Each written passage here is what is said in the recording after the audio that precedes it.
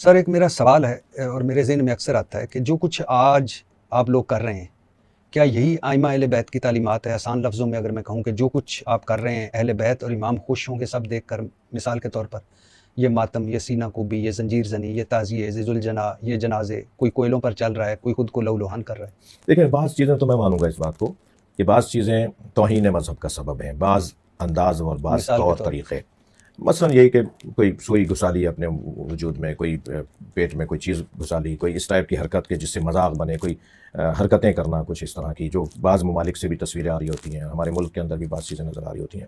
تو لیکن جہاں تک ماتم کی بات ہے، رونے کی بات ہے، گریے کی بات ہے، اس پر ہمارے پاس دلائل موجود ہیں اور ائمہ اہل بیت نے ہمیں اس کام پہ لگایا ہے۔ یعنی امام رضا علیہ السلام سے ہمارے پاس گریے کی احادیث، امام جعفر صادق سے، امام زین العابدین علیہ السلام جو چوتھے امام اثنا عشری اور تمام شیعوں کے ہیں۔ میں نے اس کیا کہ چھٹے امام تک تو سارے شیعہ مشترک ہیں، بعد میں پھر چھٹے امام کے بعد اختلافات شروع ہوئے اور فرقے بنے۔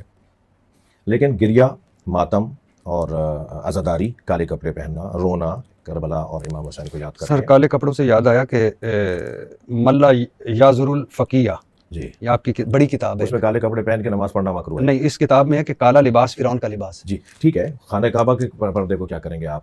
نہیں خواتین کے کالے چادر کو کیا کریں گے آپ؟ نہیں، نہیں، مجھے اس کی مراد کچھ اور ہے۔ اچھا میں عرض کر رہا ہوں جی جی اس سے مراد کچھ اور ہے۔ کالے کپڑے جو عادت بنا لے، اپنے کالے کپڑے جو اپنا مزاج بنا لے، اپنا لباس، کیونکہ نبی مکرم کا لباس صلی اللہ علیہ وآلہ وسلم کا جو لباس ہے وہ سفید لباس ہے۔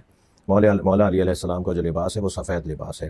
امام جعفر صادق علیہ السلام کا ہرا لباس ہے۔ تو ائمہ اہل بیت نے بھی، اصحاب ائمہ اہل بیت نے بھی اپنے لباس کے کلروں کو، رنگوں کو تبدیل کیا ہے۔ لیکن اگر کوئی شخص یہ طے کر لے کہ مجھے اس سے ہٹ کر کوئی اور رنگ نہیں پہننا، اور وہ رنگ بھی جو ہے وہ مشابہ ہو بعض عادات اور اطوار کے ساتھ، اور جس زمانے کے لوگوں میں یہ مثلا بنی امیہ کا لباس ہو گیا تھا کالے کپڑے پہننا، بنی عباس کا لباس ہو گیا تھا کالے کپڑے پہننا۔ ایک دور آیا کہ سادات جو تھے وہ صرف سبز امامہ پہنتے تھے، پھر ایک دور آیا کہ سادات کالا امامہ پہننے لگے اور شناخت ہو گئی کہ جو کالا پگڑی باندھے ہوئے امامہ باندھے ہوئے وہ سید ہے۔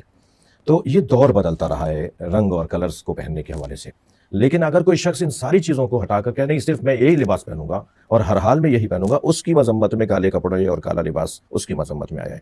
خاص طور پہ نماز کی حالت میں مکروہ قرار دیا گیا، مگر یہ حکم کلی ہے۔ حکم کلی کیا ہے کہ کالے کپڑے پہننا نماز کی حالت میں عام طور پہ پہننا، روزانہ پہننا، ہمیشہ پہننا اور صرف اس لباس کو اپنانا یہ مکروہ ہے۔ لیکن حکم کلی پر ایک حکم خاص آئے گا، ایک حاکم حکم آئے گا، اور وہ یہ کہ یہ لباس استعارہ ہے غم اور سوگ کا۔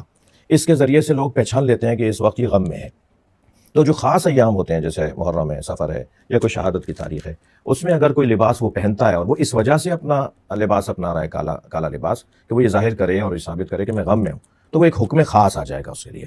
کیونکہ امام زین العابدین علیہ السلام نے کالا امامہ باندھنا شروع کیا اور کالا لباس پہننا شروع کیا۔ پھر ائمہ اہل بیت نے ایام اعظام میں، خاص طور پہ محرم اور سفر میں، کالا لباس پہننا شروع کیا، اس کو علامت بنائی کہ ہم سوگ میں ہیں۔ اجعلوها سودا حتی یعلم الناس نحن فی عزا یا اولاد زہرا، یہ احادیث سے جملے ہیں کہ یہ کالے کپڑے کر دو، یہ کالے پردے آویزاں کر دو، تاکہ لوگ، خاص طور پہ جب جناب زینب شام سے رہا ہو کر آپ سلام اللہ علیہ جب آپ مدینے واپس جا رہی تھی اپنے شہر، اور اہل بیت کا قافلہ جب آزاد ہوا، اسیری سے باہر آیا، تو بیوی نے دیکھا جو محملیں ہیں ان کے اوپر رنگ برنگے کپڑے لگے ہوئے ہیں۔ حضرت نے فرمایا کہ اجعلوها سودا، انہیں کالے کپڑوں میں تبدیل کرواؤ، تاکہ جہاں جہاں سے سواریاں گزریں لوگ سمجھ جائیں کہ اولاد زہرا کے عزادار جا رہے ہیں۔ تو یہ پھر بعد میں، یعنی یہ احادیث جو ہیں، یہ احادیث کا زمانہ کوئی اور ہے، پھر ایک علامت بنائی گئی، اور جنہوں نے بنائی ہے وہ پیشوا ہیں، وہ رہنما ہیں، وہ معتبر لوگ ہیں، پڑھے لکھے لوگ ہیں، شخصیات ہیں، اپنے زمانے کے سب سے بڑے عالم ہوتے تھے، جن لوگوں نے پھر ان نشانیوں کو قرار دیا۔